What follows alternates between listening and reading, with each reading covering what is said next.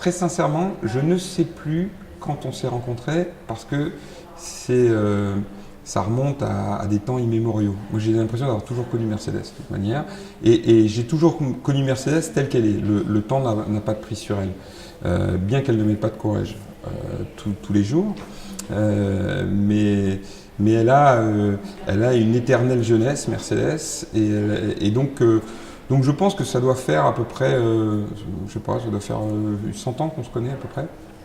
Alors moi j'ai connu Mercedes lors d'une soirée où il y avait pas mal d'annonceurs et d'agences. À un moment donné il y a eu un tango, où je crois que c'était même une danse sévillane et flamenco, et tout d'un coup il y avait deux personnes qui se sont levées pour danser follement, c'était Mercedes et moi. Et donc je me suis dit, tiens, cette femme, elle a du caractère, elle a du chien, et c'est comme ça qu'on s'est rencontrés. C'est drôle parce que moi j'ai rencontré d'abord son travail avant de rencontrer Mercedes. C'est-à-dire qu'en fait je suis arrivée chez Saatchi, elle était partie depuis 15 jours. Et donc je suis arrivée dans cette agence et puis il y avait ses recos, ses machins. Donc moi ça a d'abord été une réputation avant d'être quelqu'un. Je lui ai envoyé un mail, il était très tard, il était 2h du matin. Je venais de finir un grand moment de ma vie, j'avais fait la campagne de François Hollande, on avait gagné, et j'avais envie de bosser avec Mercedes. Mais je connaissais personne qui la connaissait, alors un soir je lui ai envoyé un mail qui s'appelait No CV, et je lui ai dit « Mercedes, je m'appelle Mounir, j'ai fait ça dans ma vie, et j'ai très envie de bosser avec vous. Moi j'ai vu que vous aviez fait ça, et si vous étiez dispo, moi je serais très dispo pour qu'on se rencontre. » Et c'est comme ça que quelques semaines après, parce qu'elle n'allait pas me rappeler sur mon portable juste après, elle m'a rencontré, et on s'est beaucoup apprécié, et j'ai rejoint l'agence quelques semaines après. Moi, ce que j'adore chez Mercedes, c'est qu'elle a une énergie folle, et elle a en même temps une énorme sensibilité. Elle a un cœur gros comme ça. Donc c'est de l'énergie, mais c'est pas l'énergie qui écrase tout. C'est une vraie sensibilité, une vraie intuition, une vraie curiosité. Donc ça fait un cocktail parfait pour être à l'écoute des consommateurs, et j'ai envie de dire demain à l'écoute des étudiants. C'est une femme de réseau, au bon sens du terme. C'est-à-dire que c'est quelqu'un qui sait faire vivre les gens autour d'elle et qui sait penser aux gens autour d'elle, qui a toujours cette générosité particulière, rare, de la bienveillance.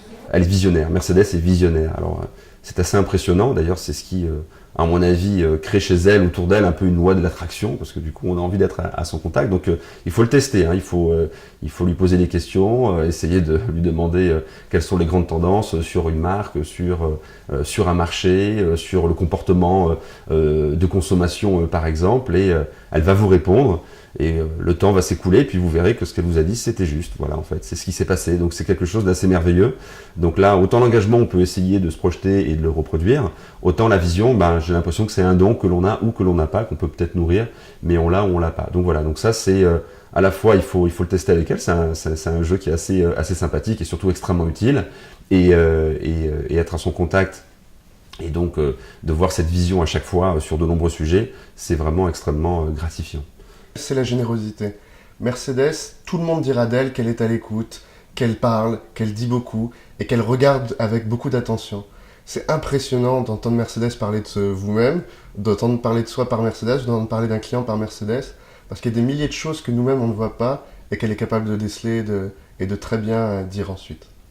C'est ne jamais se dire « c'est fichu, passons à autre chose ». Non.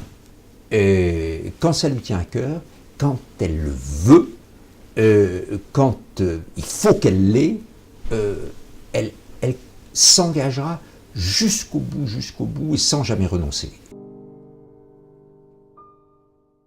Évidemment, on t'attend au 40 rue François 1er chez Courrèges, Mercedes. Et d'ailleurs, je le dis à tous ceux qui sont dans la salle, venez chez Courrèges, la boutique est ouverte et la marque vous attend avec bonheur. Plus sérieusement, je le dis à tous ceux qui auront la chance d'écouter Mercedes et d'être les filleuls de cette nouvelle promotion. Mercedes adore la stimulation, adore qu'on vienne la chercher, qu'on vienne lui poser des questions, qu'on la fasse interagir. C'est une femme qui a énormément à dire, tant sur le plan professionnel que dans la transmission des valeurs humaines, rares.